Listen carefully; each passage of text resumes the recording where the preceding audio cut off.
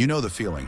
You walk into your local gun shop, you see that slick new polymer frame, or that high-speed long gun sitting under the glass, and you drop $1,500 without blinking. Because every influencer on your feed says it's the next big thing. You take it home, you oil it up, you rack it a few times, and you feel like you're ahead of the curve. But then fast forward 18 to 24 months. Maybe the hype train derailed. Maybe a massive safety recall hit the headlines. Or maybe the manufacturer flooded the market with 6 upgraded versions, and yours went obsolete overnight. Suddenly, that investment is sitting in your safe. And when you try to trade it towards something else, the dealer looks at you like you're trying to sell him a used toothbrush.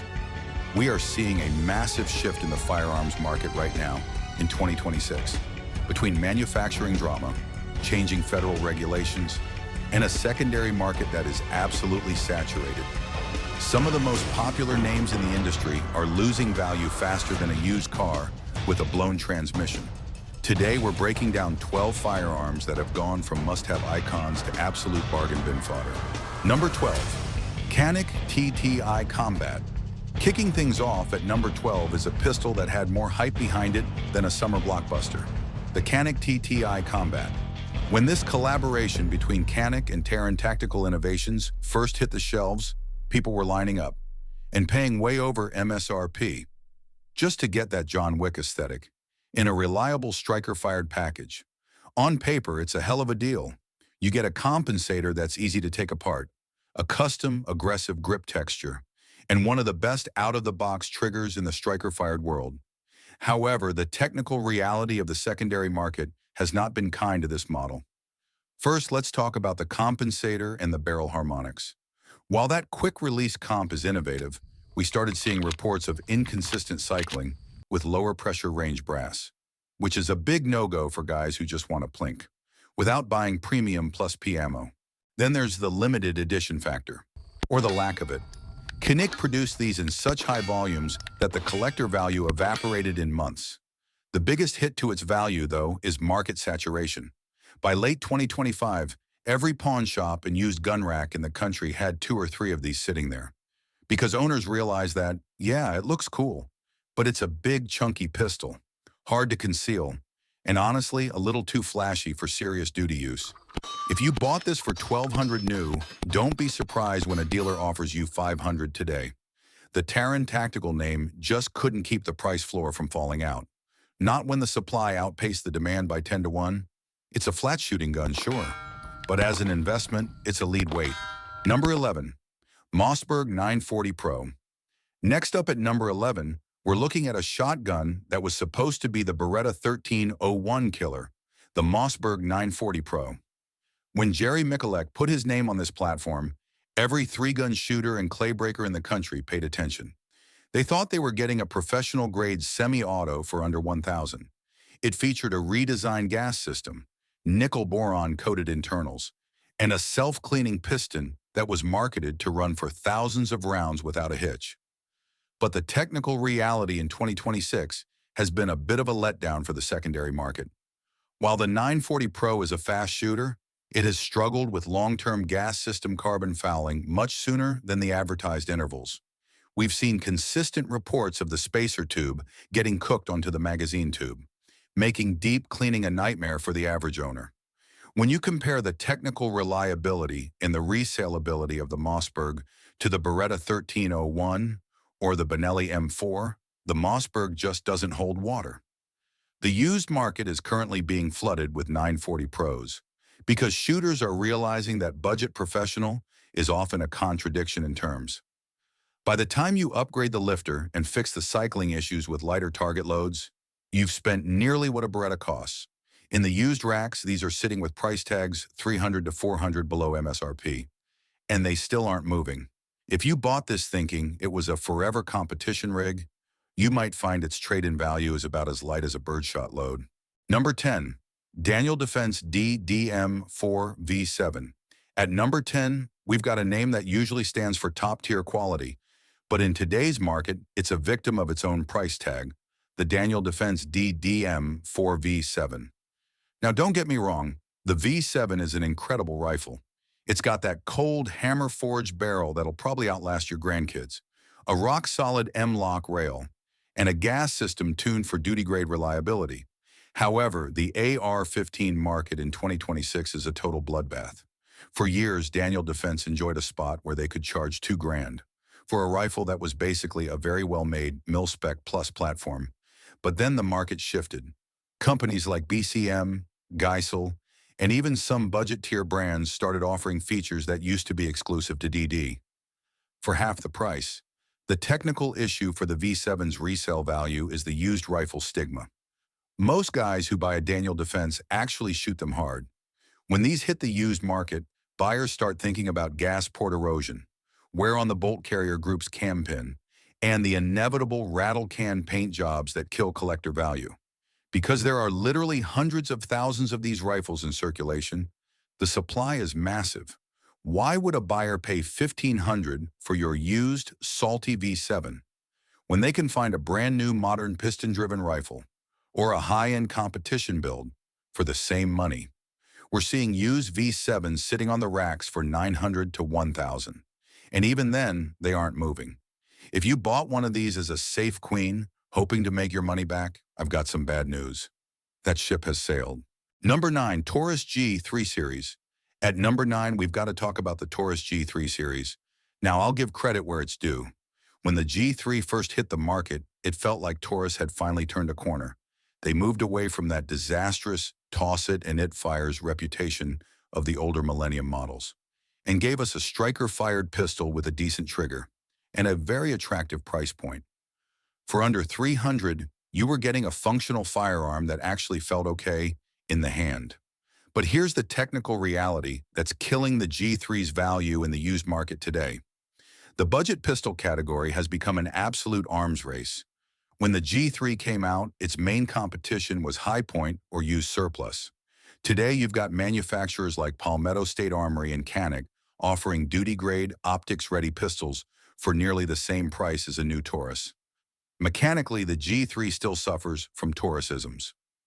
Long-term durability issues with the recoil spring assemblies, and a finish that tends to show holster wear after about 5 minutes of use. The resale value is non-existent because of the replacement cost paradox. If a brand new G3C costs $250 at a big box retailer, a used one is only worth about $125 to $150 to a private buyer. Most gun shops won't even take them on trade because the profit margin isn't worth the shelf space. You're looking at a firearm that is essentially disposable in the eyes of the 2026 market. You buy it, you shoot it, and you keep it forever because nobody's going to give you enough money for it to buy a decent box of self-defense ammo. Number 8, FN57 Legacy models. Number 8 is a tough pill to swallow for the Gucci gear collectors. The Legacy FN57. For nearly 2 decades, this was the king of the niche pistols. It was the only way to get that high-velocity, armor-piercing capable 5.7 by 28 round in a reliable handgun. Because FN held a near monopoly on the caliber, these pistols commanded a premium. We're talking $1,200 to $1,500 for a polymer-framed handgun with sights that felt like they belonged on a toy. The technical downfall of the Legacy. 5.7 started when the 5.7 secret got out. Other companies realized they could build a better mousetrap for half the price. When Ruger dropped the Ruger 5.7 and Smith & Wesson released the M&P 5.7 with its gas-operated tempo barrel system, the FN suddenly looked like an overpriced relic. The Legacy FN models use a delayed blowback system that's reliable, but the felt recoil is actually snappier than the newer gas-operated competitors. Furthermore, FN released the Mark III MRD version, which finally added the one thing the Legacy models lacked, an optics cut that effectively turned the older Mark I and Mark II models into yesterday's tech overnight. In 2026, if you try to sell an old-school 5.7 with fixed sights and that plastic-heavy slide cover, you're going to get lowballed. Buyers want the optics-ready versions and the better ergonomics of the newer brands. That $1,500 investment you made in 2018. It's struggling to fetch $700 on the used boards today. The exclusivity is dead, and the price tag died with it. Number 7, Smith & Wesson Response. At number 7, we've got the Smith & Wesson Response. Now, when this 9mm pistol caliber carbine first hit the scene, it looked like a home run for the guys over at Smith & Wesson. It had that familiar AR-style control layout, a very modular magwell system that lets you swap between M and P mags and Glock mags, and a price point that was supposed to undercut the competition. But the technical reputation of the response took a massive, catastrophic hit in April of 2024.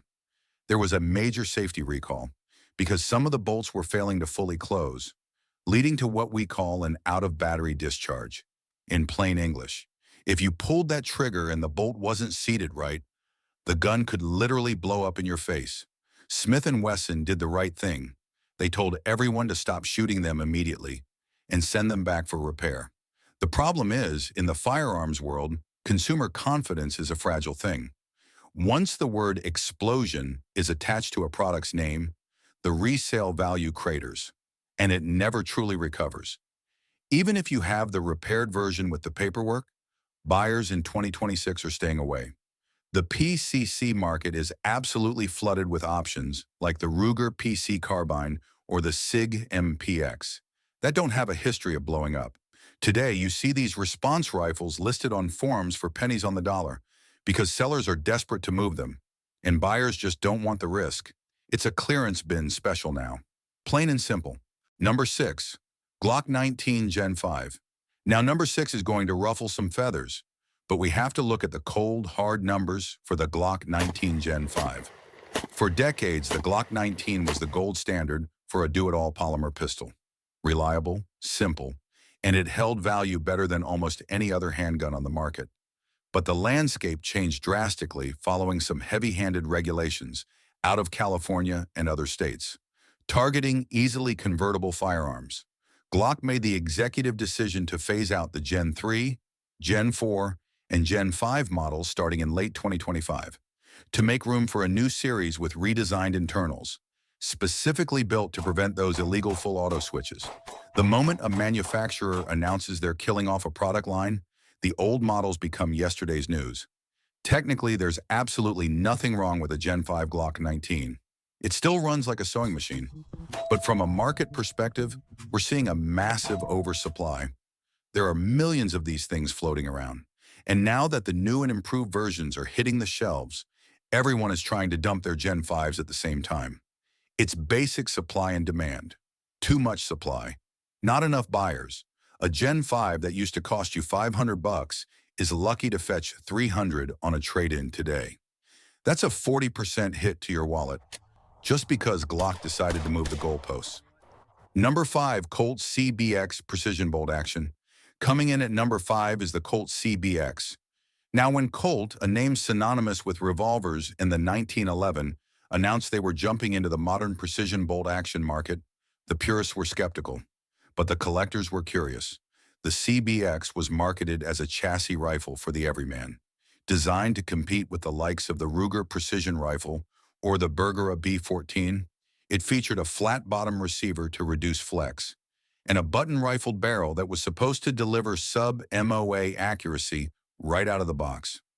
The technical downfall here, however, was a classic case of too little, too late, combined with some early production gremlins. We saw consistent reports of heavy bolt lift and some extraction issues with certain brands of .308 match ammunition. In the precision world, if your bolt cycle isn't smooth as silk, you're losing time, and you're losing position behind the glass. Furthermore, Colt's decision to use a proprietary-ish magazine interface rather than the industry-standard AICS pattern on some early prototypes left a bad taste in the mouths of long-range shooters, especially the guys who already have a drawer full of mags. By the time 2026 rolled around, the market had basically ignored the CBX in favor of brands that have been doing bolt guns for 100 years. When you have a rifle that retails for over $1,000, but doesn't offer a significant technical advantage over a $600 Tikka or a Bergara, the resale value is going to crater. Today, you can find CBX rifles sitting on used racks for nearly half of their original MSRP. Collectors don't want them because they aren't classic Colts, and shooters don't want them because they aren't proven precision rigs. It's a gun without a home, and its value reflects that. Number 4, Kimber R7 Mako. At number 4, we've got Kimber's attempt to dominate the micro-compact carry scene, the R7 Mako. Now, Kimber built their entire empire on high-end beautiful 1911s. So when they dropped a polymer-framed, striker-fired subcompact, the industry did a double take. On paper, it was a winner. High capacity, a great trigger for its class. And it came optics ready with a co-witness setup that was actually very well executed. But then the Kimber curse struck. In early 2022, a massive recall hit the R7 Mako due to a defect in the firing pin safety block. Under certain conditions, the gun could potentially fire multiple rounds with a single pull of the trigger. Or worse, fire when you didn't want it to at all. For a gun designed specifically for concealed carry, where safety is the #1 priority, this was the kiss of death. Mechanically, even after the recalls were addressed, the Mako suffered from being over-engineered in the wrong places. The hooded ejection port, while unique, made clearing certain types of stovepipe malfunctions a nightmare, compared to a standard open-top slide like a Glock or a Sig. In 2026, the carry market has moved on to the next shiny object, and the Mako has been left in the dust. If you paid $800 for one of these back in 2022, you'd be lucky to get $350 for it on a trade-in today. People remember the safety headlines. And in the world of self-defense, trust isn't something you can just buy back with a marketing campaign. Number 3, Ruger LCP2. Coming in at number 3 is the Ruger LCP2. For years, this was the undisputed heavyweight champion of the pocket rocket world. It was the gun you carried when you couldn't carry a gun. But in 2026, the technical floor has completely dropped out from under it. The primary reason? Capacity, and the LCP Max evolution. When Ruger dropped the LCP Max, they effectively rendered every LCP2 in existence obsolete overnight by stuffing 12 rounds into nearly the same footprint, where the LCP2 only held 6. Technically, the LCP2 has always been a low-volume shooter. If you look at the metallurgy of the slide rails and the thinness of the barrel hood, these guns weren't built for 10,000-round lifestyles. We're seeing a lot of salty used examples coming into shops, with significant peening on the frame, and trigger reset issues caused by worn-out springs. Furthermore, the 380 ACP caliber has seen a massive price hike in ammo, making people question why they're carrying a low-capacity, high-recoil pocket gun, when they can carry a Micro 9 for the same cost per round. On the used market, the LCP2 is now a $100 gun. Dealers are swimming in them, because everyone traded theirs in for the Max or a Smith & Wesson Bodyguard 2.0. If you bought this thinking it would hold value as a classic Ruger, think again. It's a tool that got replaced by a better version of itself, and often cheaper too. And in the gun world, that is the quickest way to the bottom of the bargain bin. Number 2, Sig Sauer P365, early legacy models.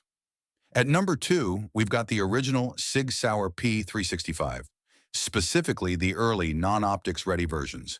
This gun literally started the micro-compact revolution. But in 2026, it's a victim of Sig's own relentless marketing machine. Sig is the king of the incremental upgrade, and they have released so many versions. The X, the XL, the Macro, the Fuse, that the original plain Jane P365 looks like a flip phone in a world of high-end smartphones. From a technical standpoint, the early models were plagued by primer drag issues and firing pin breakages. That made the rounds on every form from here to Timbuktu. While Sig fixed those issues in later production runs, the legacy label stuck. More importantly, we are in the era of the red dot. A carry gun without an optics cut today is like a truck without four-wheel drive. Sure, it works, but nobody wants to pay premium prices for it. Because Sig flooded the market and offered massive rebates on the newer models, the secondary market for the original P365 has absolutely collapsed. You are seeing thousands of these hitting the used racks as people trade up to the X Macro for that integrated compensator and higher capacity. If you paid $600 for an early P365, you're looking at a $300 trade-in value today. To top it off, it's a market saturation at its finest, and your wallet is the one taking the hit. Number 1, Springfield Hellion. And finally, The number one gun that is absolutely worthless on the resale market in 2026. The Springfield Hellion. This was supposed to be the Taver killer, a civilian version of the Croatian VHS-2 bullpup, promising a compact rifle package with a full-length barrel. It looked like something out of a sci-fi movie, and Springfield's marketing department went into overdrive, telling us it was the future of home defense. But the technical reality was a disaster for the American shooter. The length of pull on the Hellion is notoriously long, even for guys with long arms. It feels like you're reaching across a dinner table just to get to the grip. Then there were the controls. The safety selector and the bolt release were so counterintuitive compared to the AR-15, or even the Taver, that most high-level shooters gave up on it after one range session. We saw consistent reports of short stroking with certain types of budget steel-cased ammo, which is a major red flag for a duty rifle. The final nail in the coffin was when Springfield quietly started pulling back support for the platform in late 2025, after the sales numbers tanked.